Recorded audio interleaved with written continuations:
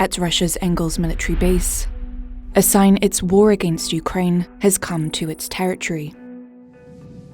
These aircraft are Tupolev 95 strategic heavy bombers, used notably by Russia against Ukraine.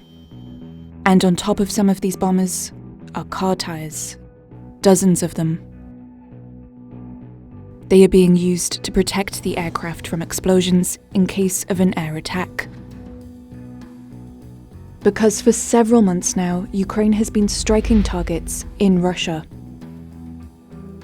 Some drones have struck public buildings, others strategic military targets, very important for Moscow's military. Ukraine is managing to attack deep into Russian territory. But how?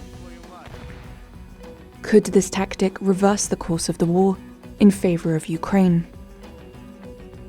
Le Monde has compiled a list of the some 20 locations that were struck by Ukraine and analysed its targets. With the help of military experts, we were able to shed some light on the strategy now employed by Ukraine's military. Bring the war in Ukraine to the heart of Russia.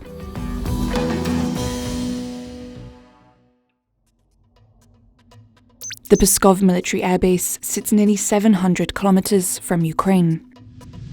It's where Russia's Ilyushin 76 airlifters are stationed. They're important aircraft for Russia.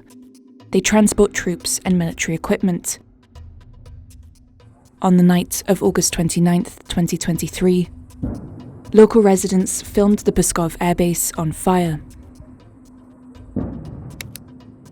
On August 30th, satellite images showed that 2 aircraft had been damaged in the attack, and later that 2 others were destroyed.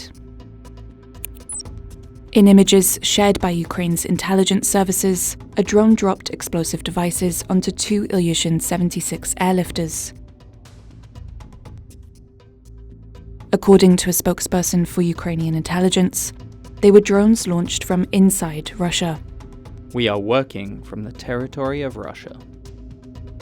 The only way the Biskov attack could be carried out this way is because Ukraine's drones were not stopped by Russia's anti-aircraft defense around the airbase.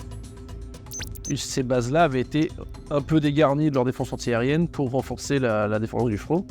Si ces attaques venaient à se poursuivre, les Russes vont devoir peut-être faire le chemin inverse à certains de leurs systèmes, au détriment de la protection et de la densité de feu sur le front. Ukraine has also targeted other military sites, like the Saltsy 2 air base. These Tupolev 22 bombers are strategic aircraft used by the Russian army. They can carry nuclear weapons. On August 19, 2023, a Ukrainian drone strike destroyed one of them. 2 days later, the remaining planes were moved, leaving only the debris of the one that had been destroyed.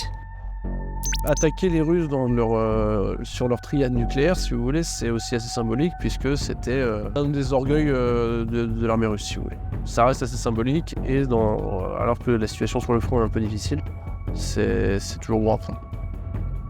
Ukraine wants to do more than simply damage Russia's military assets.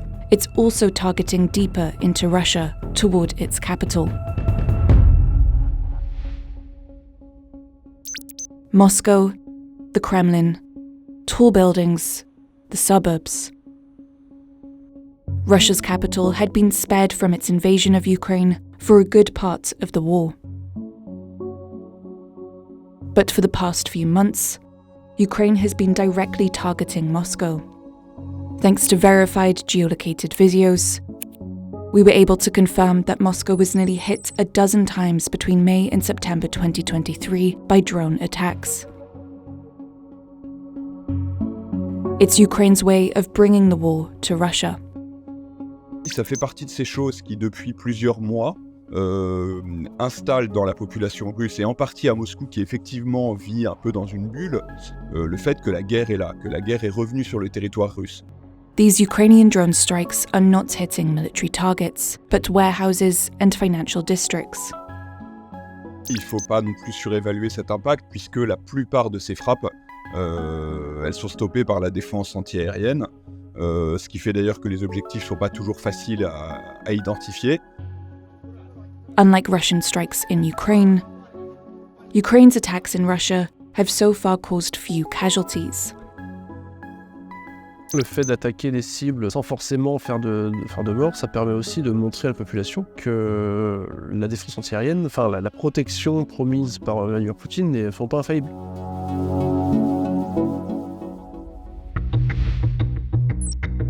In order to strike the Russian capital, Kyiv had to begin making its own drones. Like this one, which headed for Moscow on May 30th. It was presented by the Ukrainian authorities, and this other model behind it is also 100% manufactured by Ukraine. It was used on Russian territory. You can see it in these images taken 80 kilometers from Moscow. Ukraine has also developed sea drones. Remote-controlled and loaded with explosives, Kyiv uses them to attack Russian ships and ports in the Black Sea.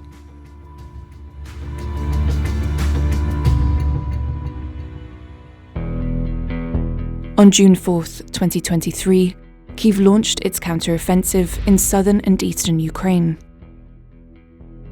For now, though, the territorial gains have not met expectations. So attacks on Russian territory are a way of highlighting military results. Ça reste une petite victoire, si vous voulez. Et ça permet aux Ukrainiens de continuer à montrer aux Européens qu'ils sont capables de faire des choses. With winter fast approaching, meaning Kyiv's offensive action will be disrupted by worsening weather, Ukraine does not have much time. Це Янгол!